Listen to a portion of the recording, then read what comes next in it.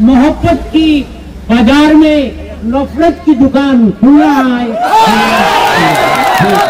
গৌরবের সভায় রাহুল গান্ধীর ভুল ডায়ালগ উপস্থাপনের ঘটনা ঘিরে তুমুল বিতর্কের সৃষ্টি হয়েছে হাইলাকান্দির জানকী বাজারে। তড়িঘড়ি অনিচ্ছাকৃত ভুল স্বীকার করে কংগ্রেসীদের কাছে ক্ষমা প্রার্থনা করেছেন প্রবীণ কংগ্রেসী শহীদুল হক মজুমদার। মুখ ফসকে রাহুল গান্ধীর ডায়ালগের ঠিক বিপরীত বলে ফেলেছেন, তবে সম্পূর্ণ ভুলবশত হয়েছে উল্লেখ করে প্রদেশ কংগ্রেস সভাপতির উদ্দেশ্যে ক্ষমা চেয়েছেন শহীদুল। রাহুল গান্ধীর একটা ডায়লগ হইতে গিয়ে সামান্য একটা মিসগাইড হয়ে গেছে। আমি কইতাম আসলো নফরত কি বাজার মে मोहब्बत की दुकान खुल रहा हूँ, এটা সিফ উল্টা এর অপোজিট হয়ে গেছে, উল্টো হয়ে গেছে। গতিকে এটা নিয়ে আমি ক্ষমা প্রার্থী আমার প্রত্যেক কংগ্রেসী কর্মী ভাইদের কাছেও, আর খাস করে আমার গৌরব গগৈ মহাশয়ের কাছেও আমি এটা ক্ষমা প্রার্থী। গৌরব গগৈ সভায় রাহুল গান্ধীর জনপ্রিয় স্লোগান নফরত কি বাজার মে মোহব্বত কি দোকান বলতে গিয়ে এক বক্তার ভুল উচ্চারণ ঘিরে তীব্র বিতর্ক ছড়িয়েছে। ঘটনাটি ঘটে শনিবার হাইলাকান্দি জেলার জানকী বাজারে একটি কংগ্রেসের বুথ সভায়। সভামঞ্চে উপস্থিত ছিলেন আসাম প্রদেশ কংগ্রেস সভাপতি তথা সাংসদ গৌরব গগৈ। স্থানীয় এক কর্মী বক্তৃতা দেওয়ার সময় বলে বসেন যে মোহব্বত কি বাজার মে নফরত কি দোকান, যা রাহুলের যে ডায়লগ ছিল তার সম্পূর্ণ বিপরীত অর্থ দাঁড় করায়। এতে সভাকক্ষে এক প্রকার হুলস্থুল পড়ে যায় এবং বিষয়টি উপস্থিতদের অনেকেই ভিডিও করে নেন।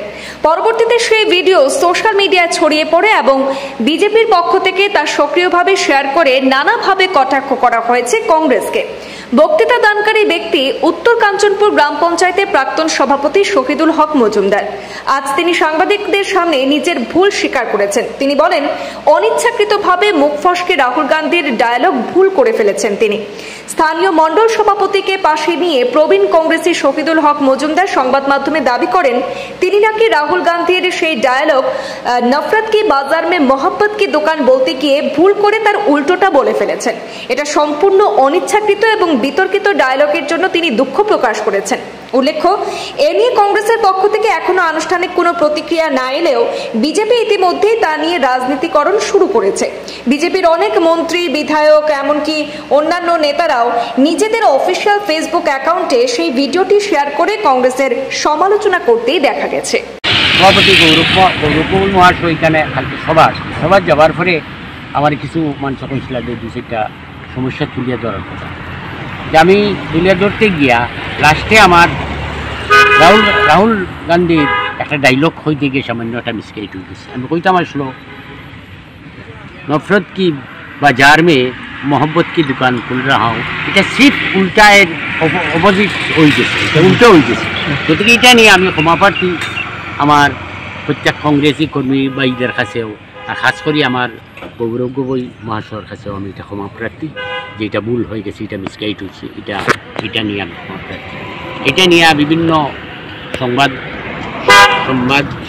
দেখা যায় সোশ্যাল মিডিয়া, এটার যে এত অপপ্রচার চলছে, এটা কিন্তু মানুষের মাত্র ভুল হয়, এটা ভুল হয়ে গেছে। এটা নিয়ে অত প্রচার চালানি আমি একটু, এটা আমার মনে হয় আমি এটা ইচ্ছাকৃতভাবে করেন না, আমি কোনো ইচ্ছাকৃতভাবে এটা করি নাই, এটা হঠাৎ মিসগাইড হয়েছে, ভুল হয়েছে, স্লিপ হয়ে গেছে। তাই ও কথা চাইছিলা যে গৌরবের মত দিতরা যে আমরা সমস্যাগুলা, তখন আই গেছে রাহুল গান্ধীর ডায়লগটা নফরত কি দোকান মে মোহব্বত কি দোকান হইতো আসি, এখানেও এটা উল্টা হয়ে গেছে। বয়স হয়ে গেছে ভদ্র প্রেসিডেন্ট আমরা উত্তরাঞ্চল জিপির গণ্যমান্য মানুষ, তো এখানে তার অন্য কিছু আসলো না খোয়ার, এখানেও তাইন গৌরব করে নিজেও ভালো ভাই এখানে উপস্থিত হয়েছেন, ও সামান্য মিসগাইড।